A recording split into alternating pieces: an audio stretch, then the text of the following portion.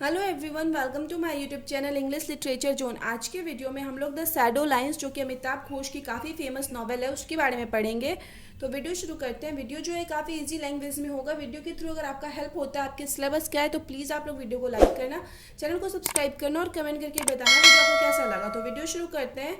The shadow lines is a साहित्य academy winning novel, मतलब साहित्य अकेडमी जीतने वाली एक नॉवेल उपन्यास है the shadow lines, which is written by an Indian writer, जिसको कि एक इंडियन लेखक, भारतीय लेखक अमिताभ घोष के द्वारा लिखा गया। Who is best known for his English language historical fiction, जो कि मेनली मुख्यतः जाने जाते हैं अपने इंग्लिश अंग्रेजी भाषा के ऐतिहासिक नॉवेल के लिए। फिक्शन इट मीन्स उपन्यास के लिए। His work has been translated in more than 30 language, more than 30 यानी 30 भाषाओं से भी ज़्यादा वर्क मतलब ट्रांसलेट किया गया इनके वर्क को।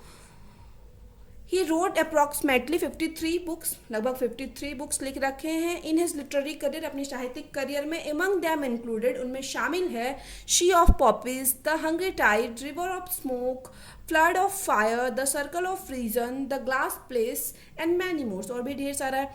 मोस्ट ऑफ हिज राइटिंग्स, जो ज़्यादातर उनका राइटिंग होता था ना, deals with the theme of, तो उसका जो विषय होता था वो क्या होता था, ट्रैवल होता था। और फिर डायस्प्रो यानी प्रवासी, इट मीन्स जो अपना देश छोड़ के कहीं कोई और देश में रहने लगते हैं, तो वो होता था। या हिस्ट्री एंड मेमोरी होता था, इतिहास के बारे में या फिर कुछ पुरानी यादों के बारे में लिखते थे। पॉलिटिकल स्ट्रगल, राजनीतिक संघर्ष को दिखाते थे। And communal violence, it means एक सांप्रदायिक हिंसा को दिखाते थे।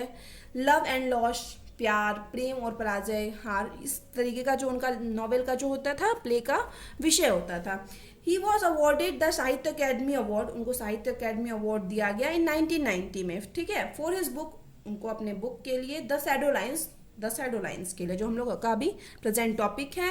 एंड द पद्मश्री इन 2007, और पद्मश्री अवार्ड मिला इनको 2007 में for his service to literature and education, जो लिटरेचर और एजुकेशन में जो इनका योगदान रहा ना, जो ये काम किया, उसके लिए इनको पद्मश्री अवार्ड भी मिला। Present novel the shadow lines, जो हम लोग का है present novel the shadow lines, was written between, उसको लिखा गया था बिटवीन 1986 टू 1988 के बीच में लिखा गया था। एंड ओरिजिनली पब्लिश्ड इन 1988, और इसको 1988 में ओरिजिनली पब्लिश्ड करवाया गया। The novel covers the experience of 3 generation, novels जो है 3 जनरेशन की कहानी को, अनुभवों को बताती है। Of an Indian Bengali family, एक बंगाली परिवार की। The story of this novel told by an unnamed narrator, और ये जो कहानी है ना इस नॉवेल की, वो एक अननेम्ड नरेटर, एक ऐसे वक्ता के द्वारा सुनाई गई है जिसका कि नाम क्लियर नहीं किया गया इस नॉवेल में। अब आगे, नरेटर बिगिंस द स्टोरी। अब हमको इसमें ना, मतलब हम लोग को 3 जनरेशन का कहानी सुनने को मिलेगा, तो थोड़ा ध्यान दीजिएगा, कंफ्यूज में भी मतलब होइएगा, ध्यान दीजिएगा तो कंफर्म समझ में आएगा। तो narrator begins the story, narrator जो है ये 3rd जनरेशन है, तो वही स्टोरी शुरू कर रहे हैं स्टोरी ऑफ दिस नॉवेल, इस नॉवेल का, विथ हिज ग्रैंड मदर, अपनी ग्रैंड मदर के साथ, थमा, जिनका नाम है Thamma, who was born in 1902 in Dhaka, जिनका कि जन्म 1902 ढाका में हुआ। Thamma's father and her uncle Jetha Moshai begins to feuding, ये लोग क्या करते हैं, लड़ाई झगड़ा करना थोड़ा शुरू कर देते हैं, मतलब 2 भाई में जैसे होता है ना, तो इन लोग में भी लड़ाई झगड़ा होता है, किसमें, थमा के पिता और जेठा मोशाई जो उनके अंकल है, दोनों के बीच में।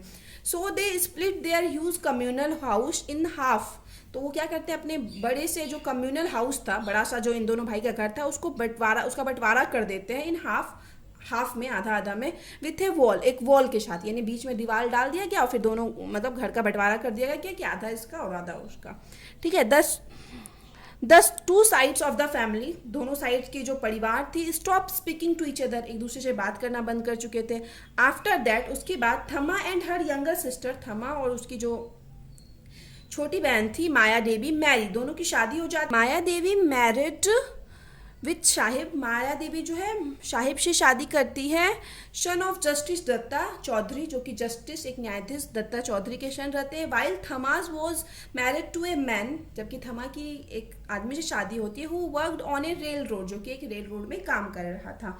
थमास हस्बैंड डाइज इन 1936, थमा के जो हस्बैंड हैं, इट मीन्स नरेटर के दादाजी की डेथ हो जाती है 1936 में। एट दिस पॉइंट, और इस समय, हर सन, मतलब उसका जो थमा का जो बेटा होता है, द नरेटर्स फादर, जो नरेटर है अभी, उनके पिता इज स्टिल ए चाइल्ड, वो अभी भी क्या है, बच्चे हैं। थमा बिकम्स ए टीचर, थमा एक मतलब टीचर बन जाती है। And refuses to accept help from her family, और अपनी फैमिली से किसी भी हेल्प के लिए मना कर देती है। इन 1947 में द पार्टीशन हैपन, अब क्या होता है, बंटवारा होता है। And the Dhaka becomes the capital of Muslim country east Pakistan, और ढाका जो है, जो कि पहले इंडिया का पार्ट था, वो क्या क्या होता है कि मुस्लिम कंट्री का इस पाकिस्तान का कैपिटल बन जाता है। ठीक है। थमा, अब थमा का क्या होता है, never return to Dhaka after that, और उसके बाद जो थमा जो है कभी ढाका वापस नहीं गई। The Sahib is a wealthy diplomat, अब साहिब जो है काफ़ी पैसे वाला, जस्टिस का मतलब बेटा है तो काफ़ी पैसे वाला फैमिली से था, और डिप्लोमेट यानी एक राजनीति से रिलेटेड था। ठीक है, कूटनीतिज्ञ था। एंड इन 1939 और 1939 में he ends up needing A special medical operation, उसको क्या चाहिए था, एक मतलब स्पेशल कुछ मेडिकल ऑपरेशन चाहिए था that can't be performed in India, जो कि इंडिया में नहीं हो सकता था। मिसेस प्राइस, डॉटर ऑफ लियोनन ट्रेसॉशन, तो मिसेस प्राइस जो है डॉटर है लियोनन ट्रेसॉशन की, who was the friend of justice Datta, जो कि justice Datta it means Sahib के पिता के फ्रेंड थे, लियोनन ट्रेसॉशन।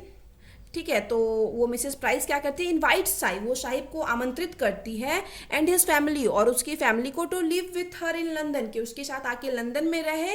शो इसलिए ताकि क्या हो, दैट ताकि he can receive medical attention there, ताकि उसको मेडिकल अटेंशन मिल सके, क्योंकि ये बीमार था, इसको कुछ ऑपरेशन करवाना था जो इंडिया में हो नहीं सकता था।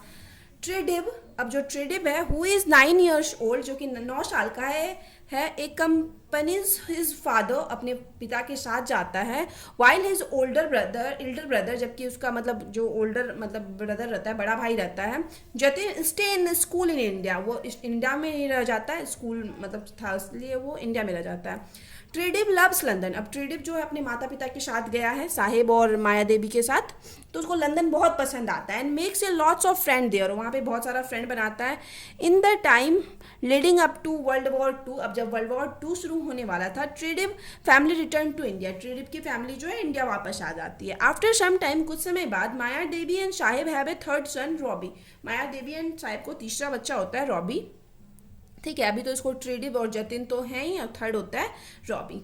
The narrator father, Thamma's son, narrator का जो पिता थे, थमा का जो बेटा था, marriage with the narrator's mother, वो नरेटर की माँ से शादी करता है। Who soon gives a birth to a son, जो कि एक बच्चे को जन्म देती है, द नरेटर, जो कि स्वयं नरेटर हैं जो कहानी सुना रहे हैं। Jatin marriage A women and a couple has a daughter named इला, और जो ये जो जतिन है जो इंडिया में रह के पढ़ाई किया था, साहिब का बेटा, बड़ा बेटा, तो वो मतलब एक मतलब वुमेन से शादी करता है, और उन लोग को एक बेटी होती है जिसका नाम है Ila. Mrs Price whose daughter May an infant when Tridib was in London, Mrs Price जो जिसकी की बेटी जो है बहुत छोटी थी, मे नाम की एक बेटी थी जो बहुत छोटी थी जब ट्रेडिब जो है लंदन गया था। मिसेस प्राइस हैज़ ए सन, तो उनको भी एक सन होता है, नेम्ड निक नाम का। इलाज पेरेंट्स आर वेल्दी, इला के पिता जो होते हैं बहुत मतलब जतिन जो है बहुत पैसे वाला होता है। And she spent her childhood travelling around the world for her father work, तो वो अपना चाइल्डहुड स्पेंड करती है इला, मतलब पूरा वर्ल्ड घूमते हुए अपने पिता के काम से, मतलब पूरा वर्ल्ड घूमते हुए स्पेंड करती है। The narrator on the other hand, वहीं जो नरेटर हैं, never gets far outside of Calcutta, वो कैलकाटा से भी बाहर नहीं गए हुए। Instead he spends his time listening to Tridib stories, अब ये क्या करता है ना, उसके बदले जो नरेटर है वो कहानी सुनता रहता है ट्रेडिब से अबाउट लंदन के बारे में, and other far away land, और अदर जो दूर का लैंड है ना उसके बारे में, क्योंकि नरेटर ये जो ट्रेडिब है अपने पिता साहिब के साथ, जब उसके पिता बीमार थे तो लंदन गया था, मे से मिला था, तो उसी टाइम मतलब ये कहानी सुनाता रहता है। ठीक है, और इसका बड़ा भाई जो जतिन शादी हो गया, जिसको ईला नाम की एक बेटी है। When Ila was 8 years old, अब जब ईला जो है 8 साल की है थी, she and her family came to visit Kolkata, वो लोग कोलकाता मतलब आते हैं घूमने के लिए, फॉर ए फेस्टिवल, एक फेस्टिवल के लिए। Where narrator meets Ila for a first time. वहाँ नरेटर, तभी नरेटर ईला से पहली बार मिलते हैं। Ila and narrator were of the same age. Ila और नरेटर जो है दोनों सेम एज के हैं। And they going to play A game, और वो लोग डिसाइड करते हैं कि वो लोग एक गेम खेलेंगे। Which she play with Nick in London, जो कि वो लंदन में निक के साथ खेलती थी। मिसेस प्राइस का जो बेटा है उसके साथ खेलती थी, ठीक है। सी इन्फॉर्म्स द नरेटर, वो नरेटर को बताती है अबाउट निक, निक के बारे में। And narrator understand that Nick is his competition for Ila's affection. Narrator को क्या लगता था ना, मतलब नरेटर भी अभी बच्चे थे ना, तो उनको लगता था कि ईला का प्यार पाना है, तो उसके लिए उसको उनको कंपटीशन है, निक से उनका कंपटीशन है, क्योंकि बहुत सारा टाइम ईला निक के साथ स्पेंड की थी, तो बात बात में उसके बारे में बात करती थी। इन 1959 में Tridib and May writing letter to each other, और ट्रिडिप जो जिस लड़की से बचपन में मिला था, तो दोनों एक दूसरे बड़े हो चुके हैं, तो दोनों एक दूसरे को लेटर लिखते हैं, जो कि मिसेस प्राइस की बेटी है। और ट्रिडिप लंदन गया था तो मिसेस प्राइस के यहाँ ही ठहरा था। दे एक्सचेंज फोटोज, दोनों एक दूसरे का फोटो एक्सचेंज करते हैं, मतलब देते हैं। May makes a plan to visit Tridib, अब मे ये एक प्लान बनाती है कि वो ट्रिडिप से मिलने आएगी in India around the same time. और उसी टाइम क्या होता है, थमा हु इज रिटायर्ड, थमा जो कि अब रिटायर्ड हो चुकी है, decided to meet with, decide करती है कि वो मिलेगी हिज अंकल जेठा मोशाई, अपने अंकल जेठा मोशाई से मिलेगी, जो बचपन में ही अलग हो गए थे। Who still lives in the family home in Dhaka, जो कि अभी भी फैमिली होम ढाका में ही रह रहे हैं। Sahib receive A job posting in Dhaka, अब साहिब जो एक पैसा वाला आदमी है, जतीन और ट्रिडिप के पिता हैं, उनको अब जॉब मिलता है ढाका में।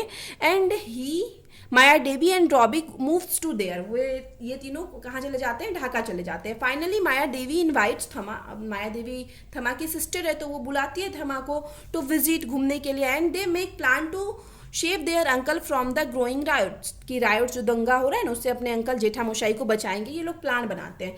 मे मेक्स ए प्लान, मैं एक योजना बनाती है टू ट्रैवल टू कैलकाटा, कि कैलकाटा वो घूमने आएगी। एंड देन टू ढाका, उसके बाद ढाका भी जाएगी विथ थमा, थमा के साथ। द नरेटर ट्रिडिप मे एंड थमा मूव्स टू ढाका, ये सब ढाका जाते हैं। वैन ट्रिडिप, और जब ट्रिडिप में थमा कम बैक विथ जेठा मोशाई के साथ वापस आ रहे थे, they came face to face with mob, एक मोब यानी क्या होता है ना, जो उपद्रवी होते हैं, जो मतलब हंगामा करते हैं, तो उनसे इन लोग का आमना सामना हो जाता है, एक भीड़ वाला माहौल से। Tridib Jetha Moshai brutally murdered by the mob, और वही उपद्रवियों के द्वारा मतलब बुरी तरह से, मतलब एकदम गंदे तरीके से इन लोग को क्या किया, मर्डर कर दिया जाता है। किसका, ट्रिडिप का, जेठा मोशाई जो कि बहुत बूढ़े हो चुके हैं, ये थमा के चाचा थे, तो उन दोनों की मृत्यु हो जाती है। आफ्टर दिस इंसिडेंट, और इस घटना के बाद, थमा गिव्स फंड फॉर, दो बार फंड हो गया, fund for the war with Pakistan, Pakistan के लिए युद्ध, पाकिस्तान के साथ युद्ध के लिए। उसके बाद थमा क्या करने लगती है, फंड देने लगती है, पैसे देने लगती है। आफ्टर सम ईयर, अब कुछ साल बाद, when the narrator continues love Ila, अब नरेटर का कंटिन्यू है कि वो ईला को अभी भी प्यार करते हैं, पसंद करते हैं। एंड फाइंड हर फ्रस्ट्रेटिंग, और उसको कहीं ना कहीं अब ईला उनको फ्रस्ट्रेटिंग लगती है। Ila also never understand, Ila भी अब समझ नहीं पाती है, why he so insistent on remembering Tridib story, जो ट्रिडिप अब जो मर चुका था मॉब से जब आमना सामना हो, तो वो सोचती है कि क्यों ये जो नरेटर हैं वो क्यों हमेशा ट्रिडिप के बारे में बात करते रहता है, उनकी कहानियों के बारे में बात करता है। ईला भी इस चीज़ से थोड़ी फ्रस्ट्रेट है, ठीक है। तो अब आगे है, थमा डज नॉट लाइक ईला, और थमा जो है नरेटर की दादी, वो ईला को पसंद नहीं करती है। एंड आफ्टर सम टाइम, और कुछ टाइम के बाद, थमा डाइज, थमा मर जाती है। एट दिस टाइम, और इसी समय, Ila goes to London, Ila London जाती है। ऑन द अदर हैंड, वहीं दूसरी तरफ, narrator studied Tridib's atlas, narrator Tridib को एटलस लेते हैं, मतलब ट्रिडिप जो नरेटर के चाचा थे, बहुत सारी कहानी सुनाते थे, तो वो एटलस मिलता है, उसका पढ़ते हैं। द नरेटर डिस्कवर, नरेटर को पता चलता है that the borders are meaningless, जो बॉर्डर्स होते हैं वो क्या होते हैं, मीनिंगलेस होते हैं। And actually create the riots, और इन्हीं की वजह से क्या होता है, दंगा होता है, दो देश को बॉर्डर के द्वारा अलग कर देना, और फिर वो उन दोनों देशों के बीच लड़ाई होना, तो ऑथर को यही समझ में आता है। The narrator also goes London to pursue advance degree, अब नरेटर भी आगे की डिग्री के लिए लंदन जाते हैं। वेयर ही मीट्स निक, जहाँ वो निक से मिलते हैं। Where the narrator told the story of his uncle, और वहीं पे वो नरेटर क्या करते हैं, अपनी स्टोरी अंकल को सुनाते हैं। ट्रिडिप मतलब his uncle Tridib to many people, अपनी अंकल ट्रेडिप की स्टोरी वहाँ के ढेर सारे लोगों को सुनाते हैं। ए फ्यू ईयर्स लेटर, अब कुछ सालों बाद, ईला मैरिज निक, ईला क्या करती है, निक से मैरी कर लेती है, शादी कर लेती है। एट देयर पार्टी, और वहाँ पे जो पार्टी होती है, the narrator gets very drunk, narrator क्या करते हैं, पूरा ड्रंक मतलब पूरा ड्रिंक कर लेते हैं। And May takes him home, और मे जो है ट्रेडिप की जो गर्लफ्रेंड थी एक टाइम, वो उनको घर ले जाती है। And put him to bed, उनको बेड पे रखती है। द नरेटर एज्यूल्स में, मे पे भी नरेटर क्या करते हैं, आरोप लगाते हैं। बट फील्स वेरी बैड, लेकिन फिर बहुत बुरा फील करते हैं अबाउट इट, इसको लेके, इसके बारे में सोच के। इन द नेक्स्ट मॉर्निंग, अगली सुबह, ए फ्यू मंथ्स लेटर, अब कुछ समय बाद, इला कॉन्फिडेंसेस दैट, इला को पता चलता है, दैट प्रतीत होता है, निक इज चीटिंग ऑन हर, कि निक क्या कर रहा है, उसके साथ चीट कर रहा है। दाव हालांकि she refuses to leave him, मना कर देती कि वो नहीं छोड़ेगी निक को। As the narrator prepare to return home, अब नरेटर जैसे प्रिपेयर कर रहे हैं कि उनको घर वापस जाना है। The night before the narrator leaves, अब जाने से पहले, जो नरेटर जाने से पहले, he has dinner with May, तो वो डिनर करते हैं किसके साथ, मे के साथ। एट द डिनर में May tells the narrator, May narrator को बताती है अबाउट द रायोट्स, उत्तंगे के बारे में, क्योंकि मे पे आरोप लगा रहे थे नरेटर कि उनके जो चाचा का डेथ हुआ है वो मे के वजह से हो गया है।